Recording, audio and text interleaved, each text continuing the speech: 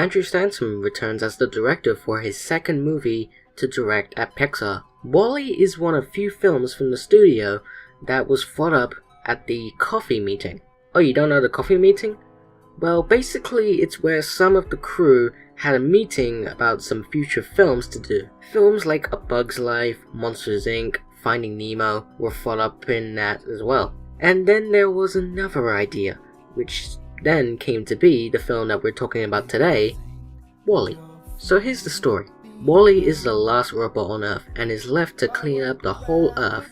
700 years later, he begins to have a personality and starts feeling lonely, until one day he spots a red light on the ground and takes him to where a rocket is about to land, bringing a robot named Eve to record her research on any life on Earth. She meets WALL-E and gets taken to his, in a way, home.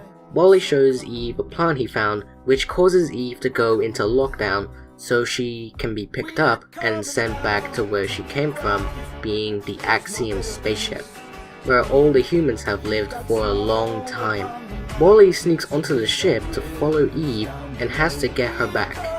An important thing to know is that WALL-E listens to a song from a film he watches all the time. When we see the film he watches, it looks like a classic 60s to 70s film, which is also a dancing musical and love story, and WALL-E is basically a sci-fi robot love story, which is a good idea since it changes things up a bit, since most love stories are the same, so it's nice to have a new take on it. The characters, even though most of them are robots, are full of personality. WALL-E himself is shy, a little scared, worrying, but also determined to be with Eve. We even have a scene with him trying different ways to say hi to Eve or spend time with her when she's on lockdown. That shows how WALL-E is willing to be with Eve, and it's really cute to see. Eve is strong, focused on her task, and also wants to make sure that WALL-E isn't harmed in any way. She's even quite serious, but does get a little silly. Again, the time with her and WALL-E is really sweet. She may not show it until the second act, but it is really sweet to watch.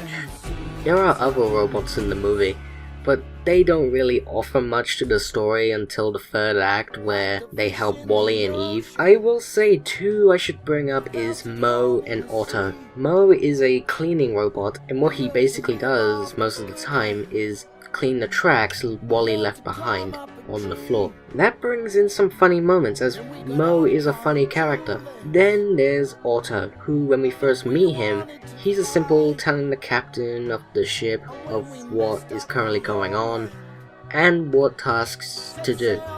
And then we see he's actually the villain, though it was quite obvious since the voice Otto has is a big giveaway, though some of the things he actually does is shocking.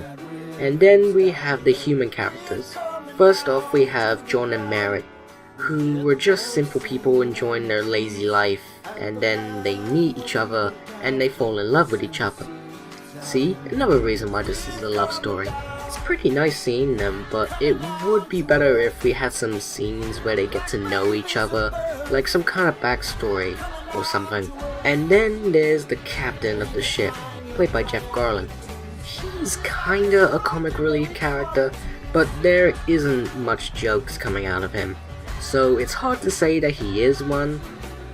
I will say I do like the moments when he learns all about Earth and finds out it's all so amazing and wishes to go back, and even wants to stand up for himself to Otto, and even checks the information of a video message.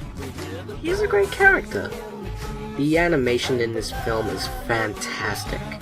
Everything we see in this film has so much detail in it that, like I've said in previous videos in this marathon, makes you feel like you're there. The universe is beautiful in this movie. I love everything they did with the animation in this film.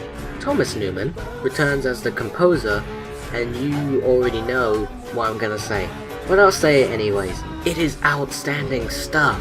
It's beautiful, it's happy, it's cinematic, it's sad, it's romantic, It's downright amazing, and yes, it's even better than the previous Pixar films. So WALL-E, in my opinion, is a fantastic movie. So much went into this that this is a film to see to believe it. It made me laugh, it made me cry, it made me hold on to the edge of my seat. That's the beauty of this film. If you want a fresh take on love stories that changes things up, or just wanting a robot film to pass the time but have enjoyment out of it, WALL-E is a must-watch film. I absolutely love this film, and I know other people do too. Another Pixar film I highly recommend, go ahead and check it out, and rewatch it if you've already seen it.